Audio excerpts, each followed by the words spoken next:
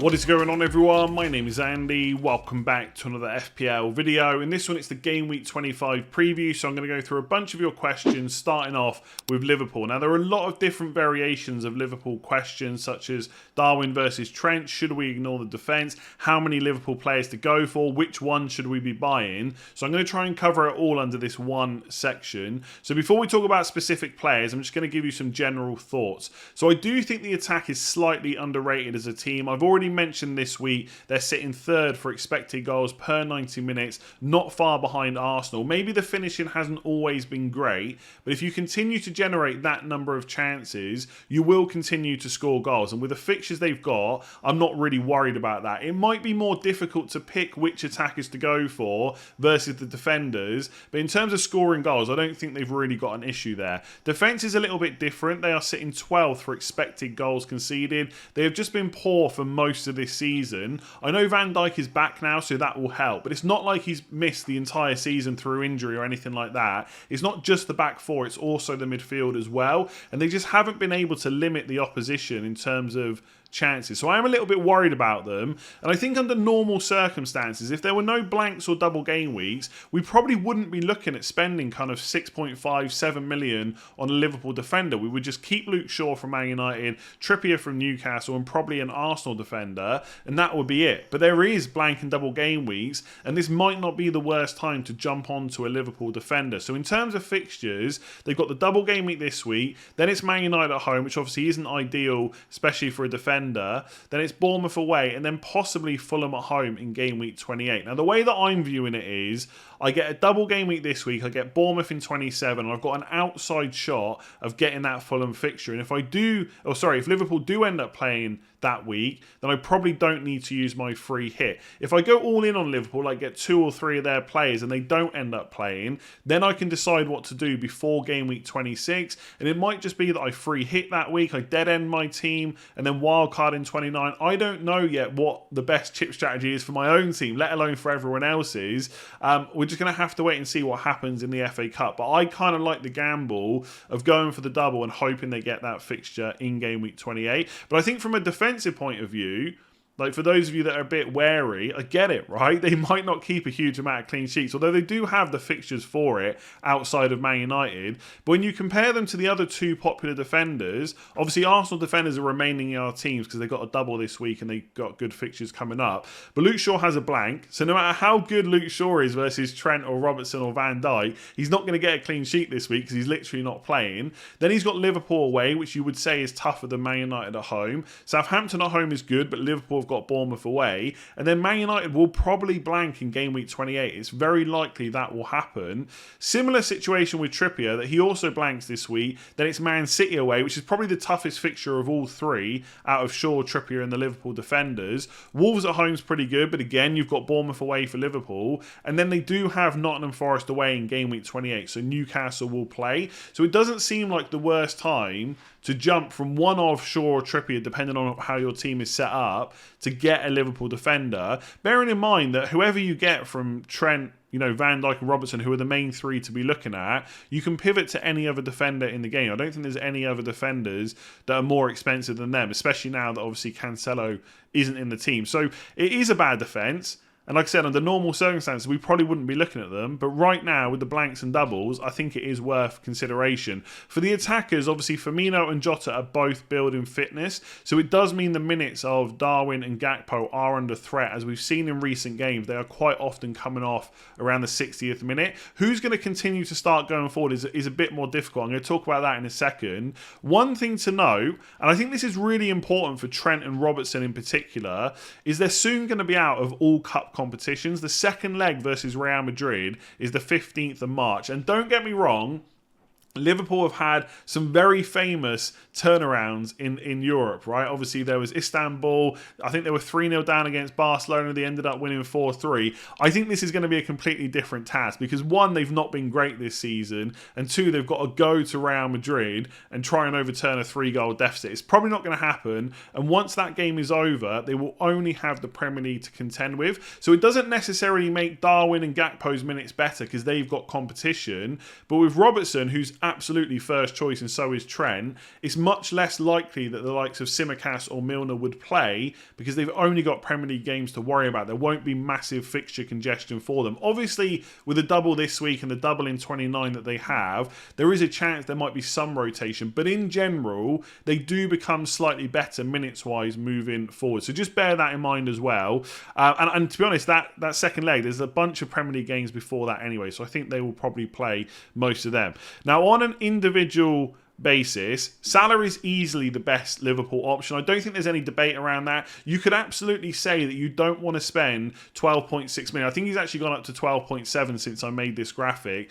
You could absolutely say he's not worth it. I'm going to captain Saka. I don't want to rip my team apart. That is fine. But if we're talking about who is the best Liverpool player, it is him. He's nailed on. He usually plays 80 to 90 minutes and he's the penalty taker, right? There's no real doubts around that. In terms of Trent versus Darwin, I do think that Trent has to come out ahead as a general pick because I'd be more confident of his minutes going forward. With Darwin, I think there is absolutely every chance that he plays 2 back-to-back 60 minutes. So he'd get 120 minutes and he could absolutely do damage in that time.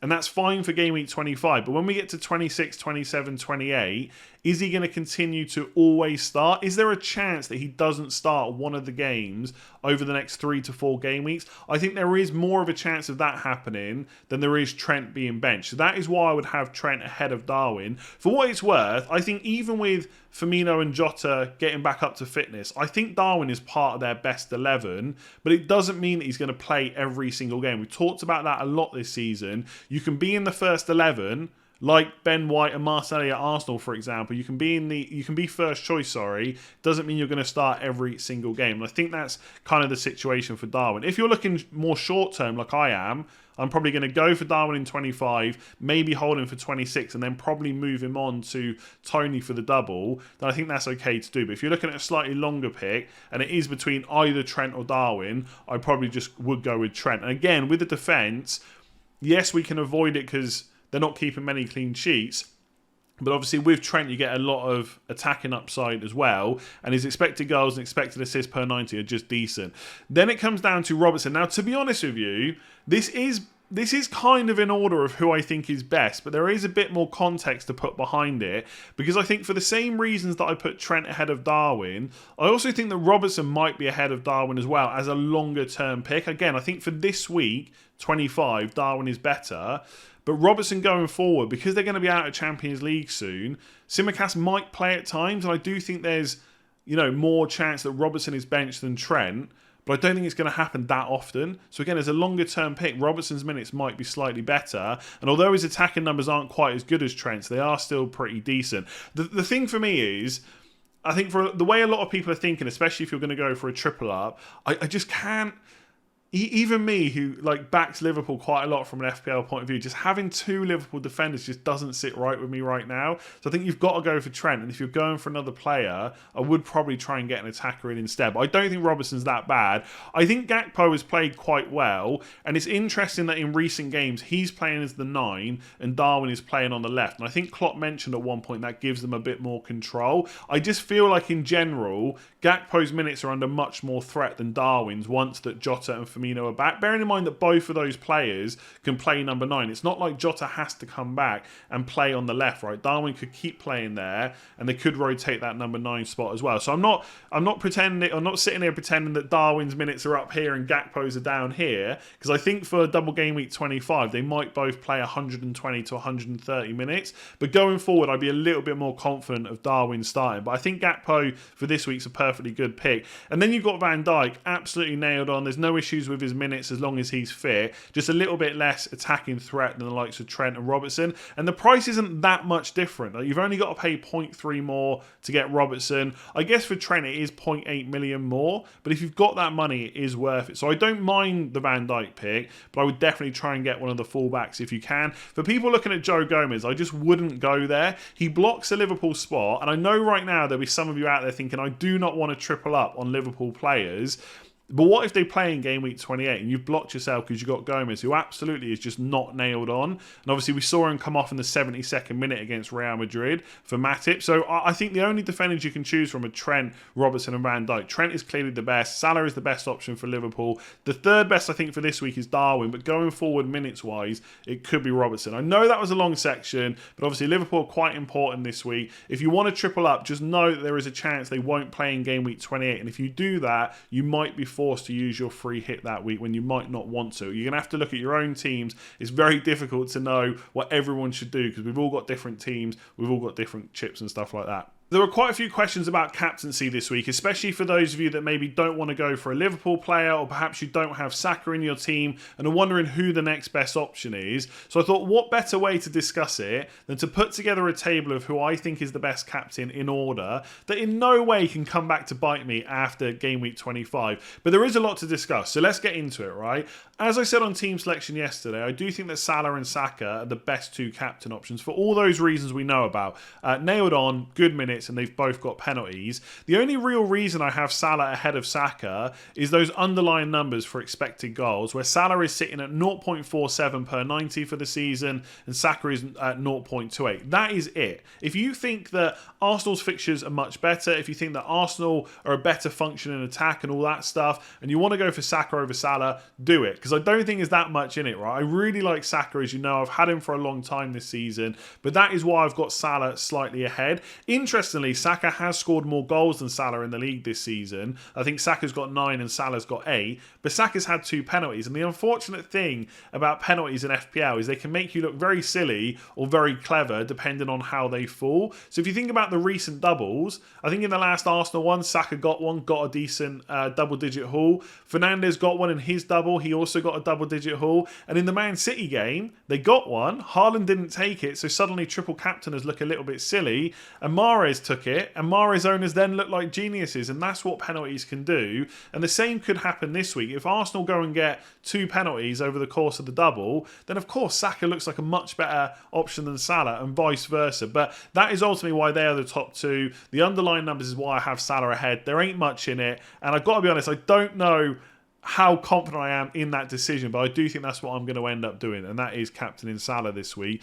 Next up, I've got Odegaard, but I don't think there's too much between him and Nketiah, and the reason they're ahead of all the other players is because I think they're absolutely nailed on, and their minutes should be good as well. I know there's still talk about the fact that Arteta could play Martinelli up front, and obviously with Trossard there now, that's a possibility, right? Trossard on the left, Martinelli up front, and then Saka on the right. I just don't think it's going to happen, right? They've played really well this season, having an actual number 9 in the number 9 position. Jesus when he was fit, then Nketiah. I just don't see why he's going to change that anytime soon. So they're nailed on, and the minutes are good, which is why they're 3 and 4. I'm actually not sure whether Odegaard should be ahead of Nketiah, because when you look at the expected goals per 90, Nketiah is great. His goal threat is really high. I think the main reason I've put Odegaard ahead is because I always like going for a midfielder, because over the course of 2 games, things start adding up, like the clean sheet points, which Arsenal can definitely get. Obviously, you get the extra point for a goal, and Odegaard is very good for bonus as well. In the last game, where Arsenal scored 4 goals, and obviously Villa scored 2 as well, Odegaard picked up all 3 bonus just off 1 assist. So I kind of like that as well. So I think if you said to me, no, I think Nketiah is better than Odegaard, it's just one of those things where I wouldn't argue. I'd be like, yeah, fair enough, he's a great captain this week. I would just put Odegaard slightly ahead just because he's a midfielder. But when you look at the underlying numbers, Nketiah's goal threat's ridiculous. And if he can pick up 2 goals in one of the games, he will almost certainly take the 3 bonus anyway.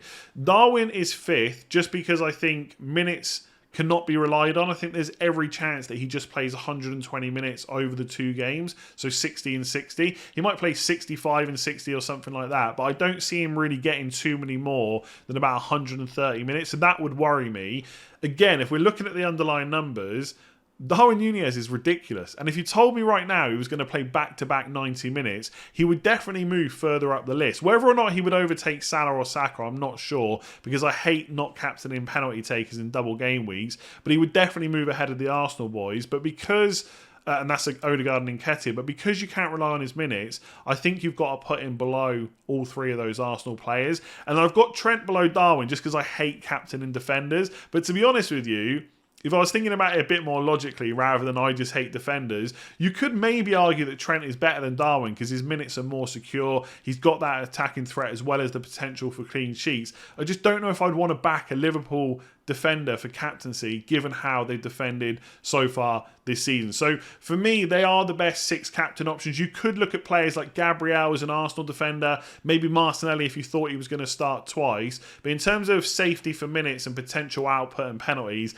that is probably the order I would go with. I don't like captaining single game week players, so I'm not even considering Haaland. Let me know what you think about that below. Obviously, if you haven't got Salah and you've only got Saka, again, I think he's perfectly fine. I said that when the double game week was announced, that because Arsenal were in there, you've got captaincy options there and you don't need to worry about Liverpool as much. But that's the order I'm going with. Let me know in the comments below what you think. All right, let's talk about Harry Kane. Do you think it's worthwhile keeping Kane, who does have some decent fixtures, or should we sell him to bring in Darwin Núñez? Now, I will say straight away, if you're doing Kane to Darwin or any other forward, and part of that move is to bring in Salah, then I would definitely do it, because I would want the upside of the double game week this week when Kane has Chelsea at home, and in game week 27 where Kane has Nottingham Forest at home, Salah has Bournemouth away, which maybe isn't quite as good, but it's still decent. And then when you get to game week 28, there is a chance that both Kane and Salah will blank, but there is just more chance that Salah plays, whereas with Kane, it's very likely that that fixture will be off. So I think I would just take the upside of the double and the potential chance of a game in 28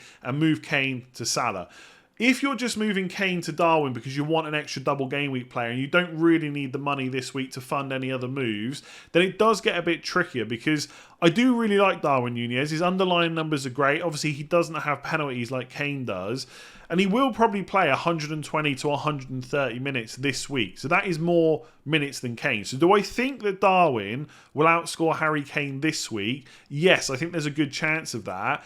But with Kane after this week, you get guaranteed 90 minutes pretty much every week and penalties as well. So Darwin might be a better option for 25, but I'm not sure he's better after that. And as someone that's probably going to bring in Darwin Núñez, I am a little bit worried that between 25 and let's say 28, let's say that Fulham fixture is on, that he is going to not start one of those games, because they could easily play something like Jota, then Firmino or Gakpo, and then Salah on the right, and just bring Núñez on with 30 minutes to go. So I think it's quite a tricky decision. And if we look at the fixtures, I don't know if it makes it better or worse. I think the fact that Spurs have got Chelsea this week probably makes, like, if you're keen on doing the move, it probably makes it a little bit easier, because Liverpool's fixtures are much better and they've got the double.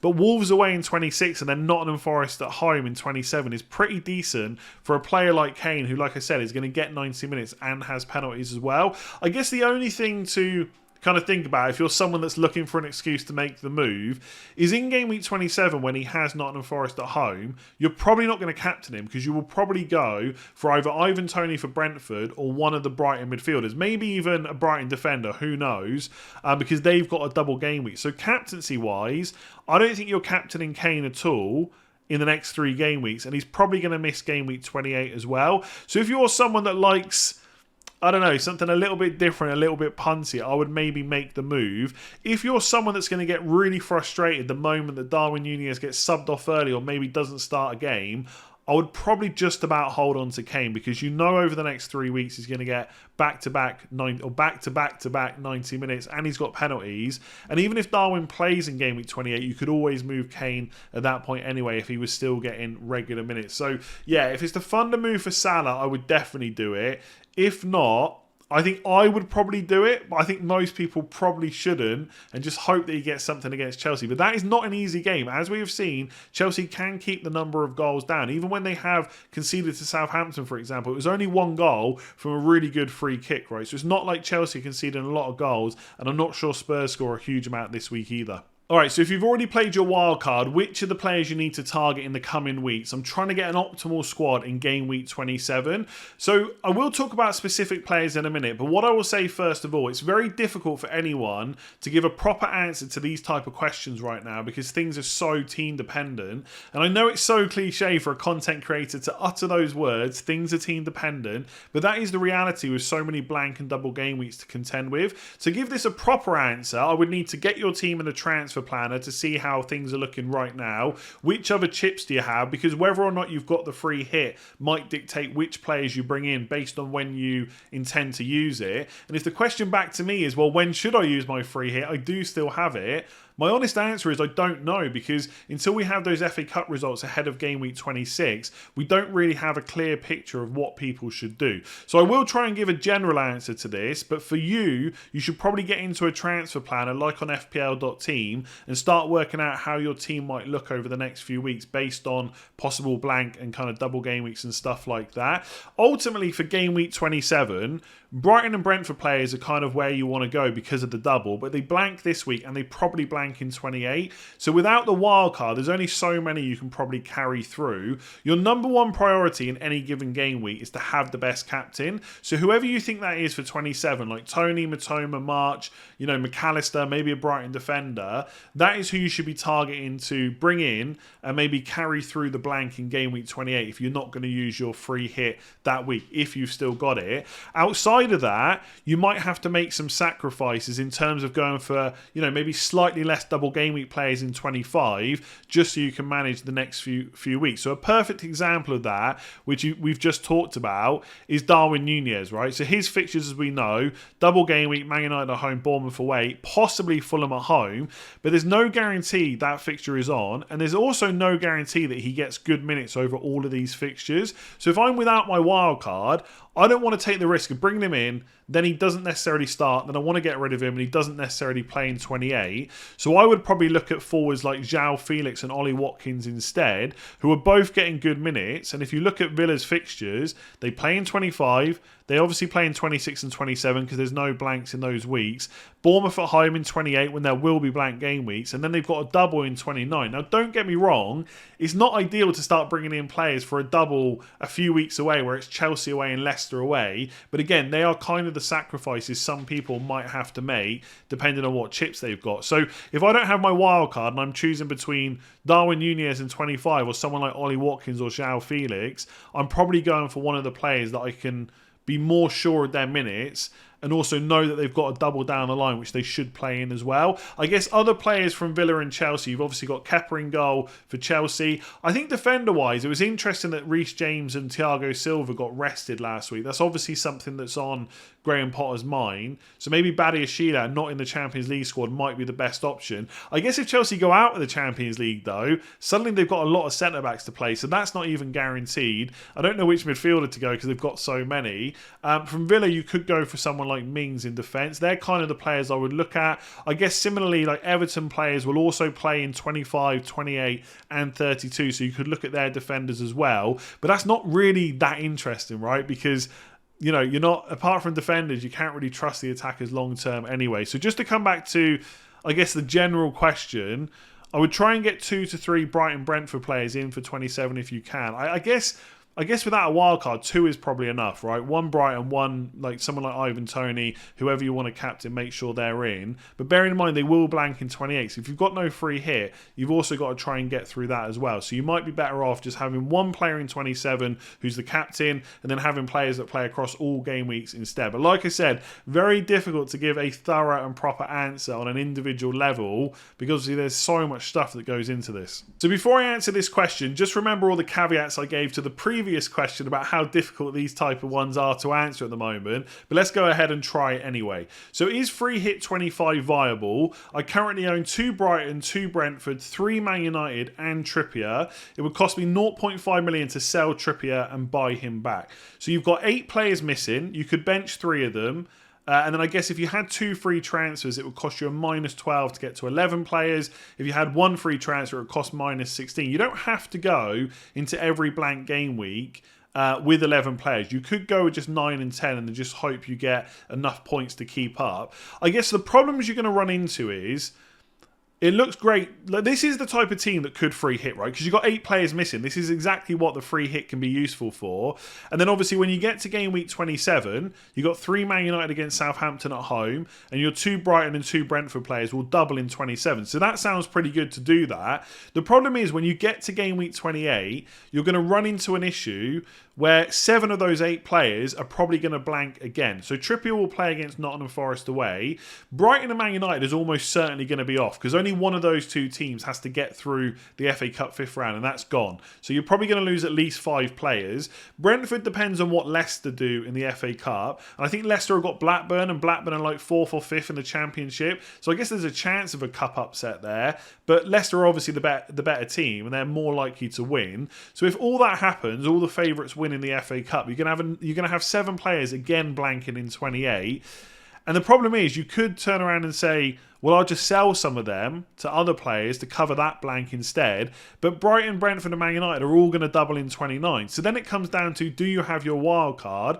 Because you could free hit this week. You could then dead end your team into game week 28. So that would mean using transfers to remove blank players to get players that are playing in, and then wildcard in 29 to whatever double game week team you want, and then try and manage it for the rest of the season. But the problem is, you're not going to want to get rid of any of those Brighton, Brentford or Man United players in game week 27 because they've all got good fixtures, and you can only have 2 transfers going into game week 28. The only kind of thing I could think of is, for 25 you free hit, and then in 28 maybe you remove some of those players for Chelsea and Villa players who are playing in 28 and double in 29. Maybe that's the way round that's worth it. What I will say is, I am not in this situation. I have probably not given this enough for a thought as it needs. Again, I would get into a transfer planner and go through different variations. So if I free hit this week, what are my moves in 26, 27, 28? And what if I don't free hit this week? How much easier is it to manage later on?